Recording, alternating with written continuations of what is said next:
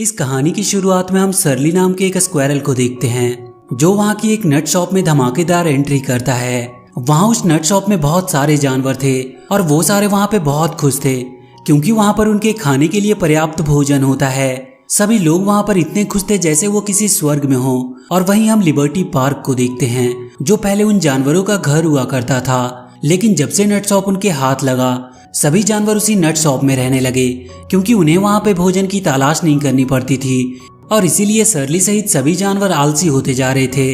लेकिन एंडी सरली के साथ नहीं रहती थी क्योंकि वो एक समझदार और खुदगर्ज स्क्वायरल होती है जो बाकी के स्क्वायरल को समझाती है कि हम जंगली जानवर हैं और हमें फ्री का भोजन नहीं खाना चाहिए, हम अपनी मेहनत से भोजन ढूंढते हैं। इसके बाद एंडी उन स्क्वायरल को नट तोड़ना बताती है, लेकिन नट काफी स्ट्रांग होता है और इसीलिए वो नट तोड़ते हुए पेड़ से नीचे गिर जाती है। उस नट को तोड़ने में इतनी मेहनत देखकर सभी स्क्वायरल उस नट शॉप की ओर निकल जाते हैं। तभी वहाँ पर एंडी पहुँचती है तो सरली उसे खाने के लिए एक खास तरह की ब्राजील नट देता है, लेकिन एंडी उसे खाने से मना कर देती है क्योंकि वो नहीं चाहती थी कि सभी जानवरों की तरह वो भी आलसी हो जाए। एंडी सरली को समझाती है कि हम जानवर हैं और हम ऐसे नहीं खाते, हम खाना स्टोर करते हैं अपनी मेहनत से, लेकिन वो लोग यहाँ पर फ्री का खाकर आलसी हो गए हैं। वो सरली को वापस से पार्क में आने को कहती है और वहाँ से चली जाती है। इसके बाद हम उस शहर के मेयर को देखते हैं जो हमेशा अपनी प्रॉफिट कमाने की बात करता रहता था और इस बार उसकी नज़र लिबर्टी पार्क पर होती है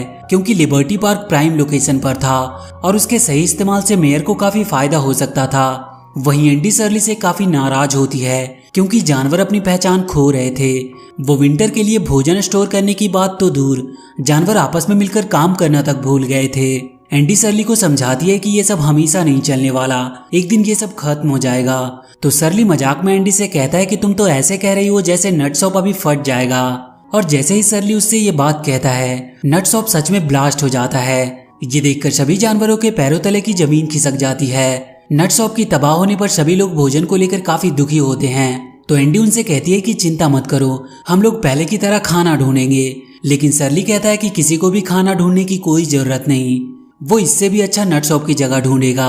और ये बात कहते हुए सरली अपने दोस्त बडी के साथ नए नट शॉप की तलाश में निकल जाता है। रास्ते में उसका दोस्त बडी उसे एक रेस्टोरेंट दिखाता है जिसे देखकर दोनों काफी खुश होते हैं, लेकिन उन्हें वहाँ कोई भी भोजन नहीं मिलता बल्कि उन्हें वहाँ पे बहुत सारी मुसीबतों का सामना करना पड़ता है। दोनों थक हार कर पार्क में जाने का डिसाइड करते हैं और अगली सुबह सरली लिबर्टी पार्क पहुँचता है जहाँ सभी जानवर सरली को देखकर काफी खुश होते हैं क्योंकि उन्हें लगता है कि सरली को खाना मिल गया होगा। लेकिन जब उन्हें पता चलता है कि सरली को खाना नहीं मिला तो सभी जानवरों में भगदड़ मच जाती है। तो एंडी उन्हें समझाकर वहीं पार्क में रहने को कहती है। वहीं वो मेयर लिबर्टी पार्क में आता है और मीडिया के सामने लिबर्टी पार्क को मेकओवर करने की बात करता है। वो उस पार्क को बदलकर लिबर्टी लैंड बनाना चाहता था। ये बात सुनकर सरली और एंडी काफी दुखी होते हैं और जब वहाँ की एक न्यूज एंकर उस मेयर से जानवरों के बारे में पूछती है तो मेयर उन जानवरों पे ज्यादा ध्यान नहीं देता क्योंकि उसे सिर्फ और सिर्फ अपना प्रॉफिट दिख रहा होता है। और बहुत जल्द वहाँ पे मेकओवर का काम शुरू हो जाता है जिससे उस पार्क के जानवर वहाँ से अपनी जान बचाकर भागने लगते हैं। तो सरली उन जानवरों को रोकता है और उन्हें इंसानों से लड़ने को कहता है ताकि वो लोग अपना घर वापस ले सके। एंडी उन्हें ऐसा करने से मना करती है क्योंकि इंसानों से लड़ना उनके बस की बात नहीं थी। लेकिन सरली की बात सुनकर सभी जानवर इंसानों से लड़ने के लिए तैयार हो जाते हैं और तुरंत सरली वहाँ आ रही काम करने वाली गाड़ी को रोकने के लिए जाता है, पर कोई भी उसकी तरफ ध्यान नहीं देता। और इसी दौरान वो गलती से उस मशीन के नीचे आ जाता है तो वो मौका देखकर उस मशीन की वायर को काटने की कोशिश करता है जिसकी वजह से उसे करंट लग जाती है, लेकिन किसी तरह वो उस मशीन को बर्बाद करने में सफल रहता है। सरली के साथ उसके दोस्त भी वहाँ के एम्प्लॉय को काफी परेशान करते हैं और उनके सारे मशीन्स और उनके हाउस को वो लोग बर्बाद कर देते हैं। वहाँ के जानवरों से परेशान होकर सारे एम्प्लॉय वहाँ से भागने लगते हैं और जब ये बात मेयर को पता चलती है कि पार्क के जानवरों की वजह से उनका काम रुक गया है तो वो काफी गुस्सा होता है और उन जानवरों को सबक सिखाने के लिए वो कोई नई तरकीब सोचता है। इधर पार्क के सभी एम्प्लॉय को भगाकर शर्ली और उसके दोस्त काफी खुश हो रहे थे, लेकिन अभी भी उनके सामने भोजन की सबसे बड़ी समस्या होती है जिस बात से सरली काफी दुखी था। लेकिन एंडी उसे समझाती है कि वो सब मिलकर भोजन ढूंढ लेंगे। सरली कहीं ना कहीं उस नट शॉप को बहुत मिस कर रहा था। अगली सुबह एंडी सभी को नींद से जगाती है और वहाँ पे उनके नए जीवन की शुरुआत करने को कहती है। जब सरली उठता है तो उसे नट की खुशबू आती है और वो उसे लेने के लिए जाता है, लेकिन ये सब इंसानों का बिछाया हुआ एक जाल होता है जिसमें सरली फंस जाता है। तो एंडी सभी जानवरों को लेकर सरली के पास आती है और उसे निकालने की कोशिश करती है। वहीं मेयर का एक आदमी उस पार्क के सभी जानवरों को कैद करने के लिए बहुत सारे पिंजरे लेकर आता है और मेयर को उन जानवरों को पकड़ने की अपनी तकनीक बताता है। तभी वहाँ पे मेयर की बेटी अपने डॉगी फ्रैंकी के साथ आती है और तभी उसे वो स्क्वायरल दिखाई देता है।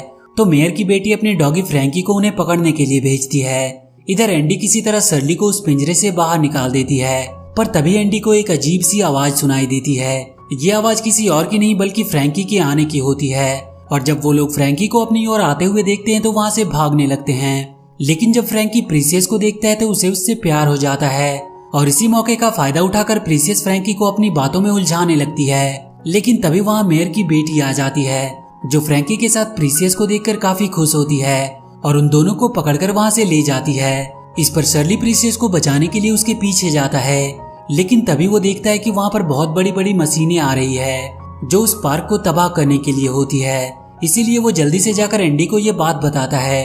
तो एंडी सभी को पार्क से निकलने में उनकी मदद करती है। उधर मेयर अपने आदमियों के द्वारा उस पार्क को पूरी तरह से तबाह करवा देता है। सरली के ऊपर अब दो समस्या आ गई थी, प्रीसियस को उस पागल लड़की से छुड़ाने की और अपने साथियों का ख्याल रखने की। तो एंडी इसमें उसकी मदद करती है। एंडी बाकी के जानवरों के रहने के लिए नए पार्क की तलाश में जाती है और इधर शर्ली और बड़ी प्रीसियस को बचाने जाते हैं। उधर मेयर की बेटी अपनी बात नहीं मानने पर प्रीसियस को खाना नहीं देती है। इधर शर्ली जब रास्ते में होता है तो उसे बहुत ही क्यूट सा एक चूहा मिलता है जिसका नाम फेंग होता है, जो सिर्फ देखने में ही प्यारा था, असल में वो काफी खतरनाक होता है। उसे क्यूट शब्द से काफी नफरत होती है। वो पार्क के किसी भी जानवरों को अपने इलाके में नहीं आने देता था, पर शर्ली किसी तरह उसे चकमा देकर वहाँ से भाग निकलता है। उधर एंडी बाकी के जानवरों के साथ नए पार्क में जाती है जो काफी सुंदर होता है। तभी एक बॉल आकर उसके सिर से टकराती है। दरअसल वो पार्क अमीर लोगों के गोल्फ खेलने के लिए होती है जहाँ पर उन जानवरों के लिए कोई जगह नहीं होती है और उन्हें वहाँ पर काफी मुसीबतों का सामना भी करना पड़ता है। इधर शर्ली को मेयर की कार दिख जाती है तो शर्ली बड़ी के साथ प्रीसियस को बचाने के लिए मेयर के घर जाता है और मौका देखकर शर्ली प्रीसियस को पिंजरे से बाहर निकाल देता है। लेकिन जब वो लोग वहाँ से जाने लगते हैं तो शर्ली का एक पैर एक पपेट पे चला जाता है जिससे मेयर की बेटी को उनके बारे में पता चल जाता है। और जब मेयर की बेटी प्रीसियस को भागते हुए देखती है तो वो अपने डैड के साथ मिलकर उन पर हमला कर देती है और इस हमले के दौरान शर्ली का दोस्त बड़ी घायल हो जाता है। बड़ी की हालत देखकर शर्ली अपने आप से काफी नाराज होता है क्योंकि शर्ली इन सब का जिम्मेदार अपने आप को मानता है। तो एंडी शर्ली को अच्छा फील कराने के लिए उसके और बड़ी के दोस्ती के बारे में पूछती है। शर्ली उसे बताता है कि उसकी बड़ी से मुलाकात एक तूफान के दौरान हुई थी। उस समय बड़ी कुछ ही दिनों का था, लेकिन बड़ी ने उसका साथ नहीं छोड़ा और उस दिन से लेकर आज तक दोनों कभी अलग नहीं हुए। उधर लिबर्टी पार्क को पूरी तरह से बदलकर लिबर्टी लैंड बना दिया गया था जहाँ पर मेयर बड़े बड़े झूले और खेलने की मशीनें लगा रहा था। एंडी शर्ली से एक प्लान बनाने को कहती है, लेकिन शर्ली बड़ी को लेकर काफी परेशान था। तो एंडी शर्ली को समझाती है कि हम लोगों से नट शॉप छीन लिया गया और पार्क भी छीन लिया गया, लेकिन फिर भी वो सारे जानवरों ने उसका साथ नहीं छोड़ा क्योंकि उन्हें तुम पर विश्वास है कि तुम कोई ना कोई रास्ता निकाल ही लोगे। तभी वहाँ पर प्रीसियस आती है जो बड़ी को पिंजरे से निकालने पर थैंक्स बोलती है और जैसे ही प्रीसियस उसे लिक करती है बड़ी अपना हाथ हिलाता है। ये देखकर शर्ली प्रीसियस को दोबारा लिक करने को कहता है और जैसे ही प्रीसियस अपनी पूरी ताकत से बड़ी को लिक करती है बड़ी को होश आ जाता है। बड़ी को जिंदा देखकर सभी लोग काफी खुश होते हैं और इसके बाद वो लोग लिबर्टी पार्क को छुड़ाने का एक प्लान बनाते हैं। वहीं लिबर्टी लैंड की ओपनिंग होने वाली होती है। तभी वहाँ पर पार्क के सभी जानवर पहुँच जाते हैं और वहाँ पे वो लोग तोड़फोड़ मचाना शुरू कर देते हैं और वो सभी जानवर मिलकर लिबर्टी लैंड में काफी तोड़फोड़ मचाते हैं। जानवरों के तोड़फोड़ मचाने पर वहाँ एनिमल रेस्क्यू की टीम आ जाती है और उन जानवरों को कैद करने लगती है। शर्ली और एंडी को छोड़कर सभी जानवर कैद कर लिए जाते हैं। ये सब देखकर शर्ली एंडी को किसी सुरक्षित जगह छुपने के लिए कहता है और वो वहाँ से चला जाता है। लेकिन तभी एंडी को एक बेहोश करने वाली इंजेक्शन आकर लगती है और एंडी को भी कैद कर लिया जाता है। उधर शर्ली मिस्टर फेंग के इलाके में जाकर उनसे मदद मांगता है, लेकिन फेंग शर्ली से कहता है कि उसे पार्क के जानवरों से कोई लेना देना नहीं। फेंग ऐसा इसीलिए कहता है क्योंकि पहले वो भी उसी लिबर्टी पार्क में रहता था, लेकिन लोगों के आतंक ने उन्हें वहां से हटने पर मजबूर कर दिया और तब से वो लोग पार्क से नफरत करने लगे। तो शर्ली फेंग से कहता है कि हम जानवर हैं और हमें साथ मिलकर काम करना चाहिए। शर्ली के काफी रिक्वेस्ट करने पर फेंग उसकी मदद के लिए तैयार हो जाता है और अपनी सेना लेकर उसकी मदद करने के लिए निकल जाता है और शर्ली उनकी मदद से रेस्क्यू टीम से अपने दोस्तों को छुड़ा लेता है। सभी लोग मिस्टर फेंग से मिलकर काफी खुश होते हैं और मिलकर वो पार्क को बचाने के लिए निकल जाते हैं और वो सभी लोग पार्क के झूले और खिलौने को बर्बाद करने लगते हैं। वहीं प्रीसियस अपने फ्रेंड फ्रैंकी से मिलने के लिए जाती है, जिसे मेयर की बेटी ने बांध रखा होता है। जब फ्रैंकी प्रीसियस को देखता है तो उस पर गुस्सा होता है, क्योंकि पिछली बार वो फ्रैंकी को अकेला छोड़कर चली गई थी। प्रीसियस अपनी गलती को मानती है और फ्रैंकी से सॉरी कहती है। फ्रैंकी भी उसे माफ कर देता है और दोनों में फिर से दोस्ती हो जाती है। पर तभी एक एम्प्लॉय फ्रैंकी पर तीर से वार करता है, लेकिन प्रीसियस उसे बचा लेती है।